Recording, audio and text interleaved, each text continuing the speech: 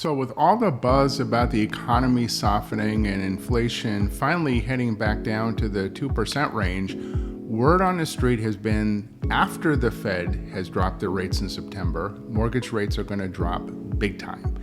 And did you notice that that didn't happen? Did rates really come down? Yes, they began to drop before the rate cut, but then after the rate cut, they kind of leveled off. Now, the reason for that is that the market had already priced in the September rate cuts. And CBS News had reported on this, saying many experts believed mortgage rates would gradually decline this fall with the Fed cutting rates for the first time at its September meeting. But in truth, many now believe that mortgage rates had already responded in expectation of this change and may not change at all now that we've had this actual rate cut. So I am Steve Enchen, your source for real estate and community news in the Los Angeles, South Bay, and Beach cities. And if you're thinking of buying a home in the area or perhaps selling your current home, we're here to help, and my contact information is up on the screen. It would be my honor and privilege to help you with your next real estate transaction in our community. Now, Rob Cook commented that if the Fed takes action by cutting rates in September, which they did, that would likely have a positive impact on mortgage rates, which it did. But however, according to him, rates aren't expected to fall by that much because the market had already assumed the Fed would cut, which had already resulted in a decent decline in mortgage rates. And his article continues saying these trends and the predicted start to rate cuts by the Fed were already common knowledge. So to some extent, they had already been priced in. And that's right, interest rates fell almost a half a point in the last couple of months for mortgage rates. So basically the mortgage rate cut that people were so excited to see in September, it already happened, and there won't be any significant further mortgage rate reduction. The thing you have to know is that mortgage rates are indirectly affected by the Fed's actions. And I think many people don't really distinguish between the two. Like when they hear that the Fed will be cutting interest rates, they automatically think that they're talking about mortgage rates, but that's just not the case. In order to get a better idea of when mortgage rates will or will not go down, you really need to ask what actually causes mortgage rates to change in the housing market. Now, if you just answered the Fed raises interest rates, it's time to realize that that answer is incomplete. There are actually several factors at play influencing the rise and fall of mortgage rates. And are the Fed's actions one of the key roles in influencing mortgage rates? Yeah, they are. But so are many other things like inflation, the bond market, and market sentiment. These are all things that we need to consider as well, and none can be considered outside of the others because they all play off of each other in different ways. Now, Reuters explained it this way: the Federal Reserve doesn't determine fixed mortgage rates, but its policy decisions weave into the broader economic picture that informs and influences your borrowing costs. So in setting fixed rates, mortgage lenders take into account the Fed's moves, like factors like the 10-year Treasury yield, inflation, and investor appetite. In fact, he describes several variables that affect mortgage rates, with the primary being the 10-year Treasury yield. And here's what Reuters has to say about it. Fixed rate mortgages are tied to the 10-year Treasury yield. So when that goes up or down, fixed rate mortgages adjust and they follow suit. The fixed rate mortgage rate isn't exactly the same as the 10-year yield. However, there's a gap between the two. And next they mention inflation, saying that generally when inflation picks up, so do fixed interest rates. And similarly with supply and demand, they say that when mortgage lenders have too much business, they raise rates to decrease demand. And when business is light, they tend to cut rates to attract more customers. So Reuters also mentions the secondary mortgage market as a factor. He says that most lenders bundle the mortgages they underwrite and sell them in the secondary market to investors. So when investor demand is high, mortgage rates tend to be a little lower. But when investors aren't buying, rates may have to rise to attract them.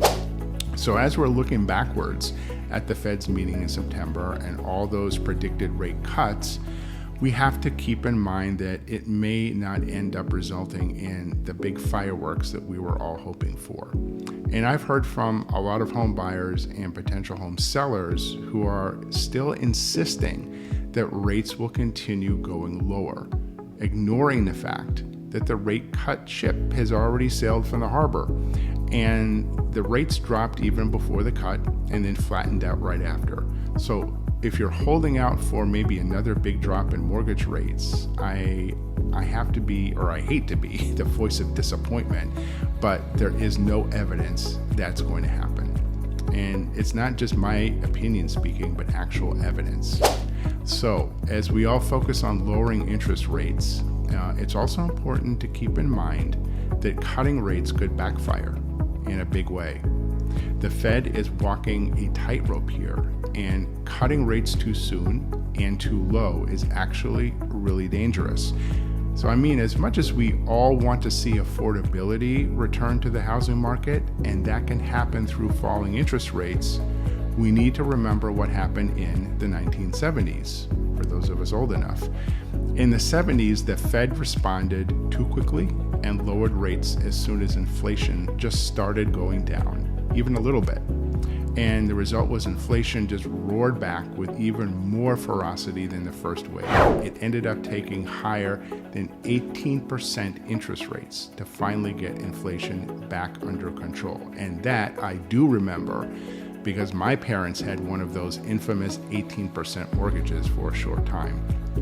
So, and this is highlighted in an article, Is the Fed Gambling with Inflation? The Risks of Cutting Rates Too Soon. Yeah, because we know that everyone is watching and waiting for another rate cut with the Fed's next decision, right?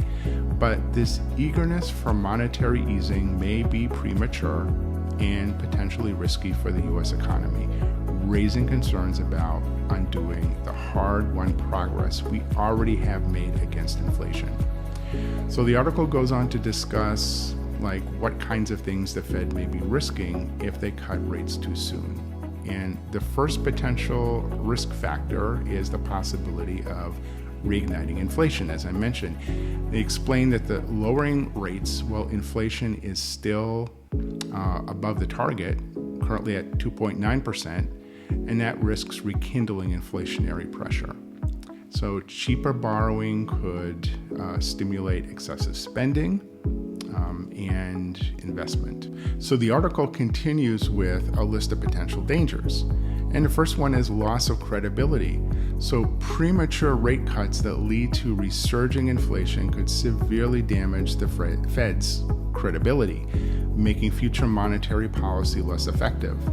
And finally, the article mentions currency devaluation. So rate cuts typically weaken the dollar, potentially fueling inflation through increased import costs and then disrupting the international trade balances. So these are definitely things we don't want to see. So while we're all still gung-ho about the cutting of rates back in September, we need to keep all of these factors in mind. In the 70s, the Fed's sort of stop, start, stop approach to fighting inflation led to a decade of stagflation. And more recently, the low rate environment following the 2008 crisis contributed to asset bubbles and growing wealth inequality. So another thing that's really not considered about interest rates is that they drive affordability. In fact, they're a major driving force of affordability in real estate. And I mean, just think about 2021. Rates were lower down to 3%, and all of a sudden, almost everyone could afford to buy a home. So with interest rates down, the monthly mortgage payment on a given loan amount is reduced, and that makes home ownership more affordable. And the Richmond Fed also commented on this subject, saying, all else being equal, lower interest rates would lower the monthly mortgage payment and lead to greater affordability. So while many people think of a home's listing price when they think about affordability, lower interest rates will actually lead to greater affordability much more effectively. So I'm going to give you some real world data to show you that. So in January 2022, Manhattan Beach's median monthly payment for a house was approximately $14,740 a month with an interest rate of only 3%. The median sales price at that time was $3,495,000. So let's compare that to today. If you wanted to get the same monthly payment of $14,740 in 2024 with an interest rate of 6.5%, the median sales price would need to drop to about $2,080,000. That's a reduction of like roughly 40% of value. But the current median sales price in Manhattan Beach is $3,450,000, which is not even close to that kind of a decrease. And we'll look at Hermosa Beach. In January 2022, the median monthly payment for a home was $8,440, based on a median sales price of about $2 million and an interest rate of 3%. So to maintain the same monthly payment in 2024 at an interest rate of 6.5%, the median sales price would need to fall to about $1.12 million. That's another drop of like 40%. But instead of falling, current median sales price has actually increased to $2,525,000. And for Redondo Beach, back in January 2022, the median monthly payment for a house was about $6,000 a month, with a median sales price of about $1.4 million and an interest rate of 3%. So fast forward to today, and to keep the monthly payment the same with a 6.5% interest rate, the median sales price would need to be about $858,000. Guess what? Another drop of about 40%. Yet as of 2024, the median sales price in Redondo Beach has only slightly decreased to $1,387,000. And that's still far above the value required to have that same level of affordability. And lastly, let's take a quick look at Torrance. In January 2022, the median monthly payment for a home was about $4,000 a month based on a median sales price of $954,000 and an interest rate of 3%. So to maintain that same monthly payment in 2024 with a 6.5% interest rate, the median sales price would need to drop to about $567,000. Guess what? Another 40% reduction. However, the current median sales price in Torrance has actually increased, and it's now $999,500, which clearly shows we're not seeing the type of price drops that would be needed to keep affordability consistent given the higher interest rates. So do you see how much more movement you need in price compared to how impactful interest rates are? In fact, the formula to keep in mind, if you want home prices to match affordability and interest rate changes, prices need to drop by about 11% for every 1% that interest rates drop. And sure, we would all love to see affordability coming through price drops. Well, unless you're selling a home, of course. But by and large, affordability is driven by rate movement. Interestingly enough, one way to almost guarantee that home prices will go down is by interest rates going up, because interest rates are the largest factor when it comes to affordability. And rates going up means affordability goes down, demand goes down, and then prices go down. And that brings me to the next thing you need to know, and that's the fact that interest rates drive demand. If you think about how much interest rates change affordability, it also makes sense that interest rates would drive demand. So when interest rates go down, affordability increases, and it doesn't take much interest rate movement to increase affordability by a lot. Like we just saw, a 1% drop is equal to an 11% price drop. It's subject to seasonality. Buyers are going to enter the market when it's more affordable, and that demand will drive prices up. So something to keep in mind is that there are a lot of shadow buyers out there who want to buy, but affordability holds them back. So millennials, Gen Zers, they're all wanting to enter the housing market. Families who have grown need bigger houses. Retirees need to downsize. So many of these people are just biding their time, waiting for that affordability factor. Plus, we all have to remember the influx of people moving to or within the Los Angeles, South Bay, and Beach cities. So here's another thing about interest rates that I think will surprise you. With all of the NAR, the Realtor Association, changes in full effect now, I think interest rates could affect how the buyer's agent gets paid. Yeah, I can practically see you raising your eyebrows on that one, trying to figure out where in the heck that correlation comes from. But think about it. Right now, we're really getting closer to a balanced market here in the South Bay.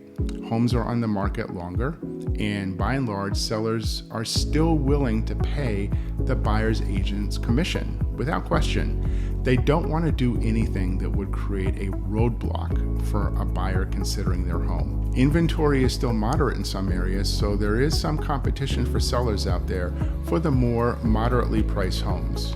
So let's say there are 5 houses in the neighborhood, and 4 of those sellers are paying for the buyer's agent and 1 isn't. Chances are the buyers are going to skip that one. If there are 4 of their houses that won't cost them an extra $15,000 out of pocket, they may not think it's worth it to even view that one that doesn't. So sellers are taking that market dynamic into consideration, and by and large, they're choosing to pay that agent's commission, which is basically a marketing expense to them. When the market is soft, you spend more on marketing.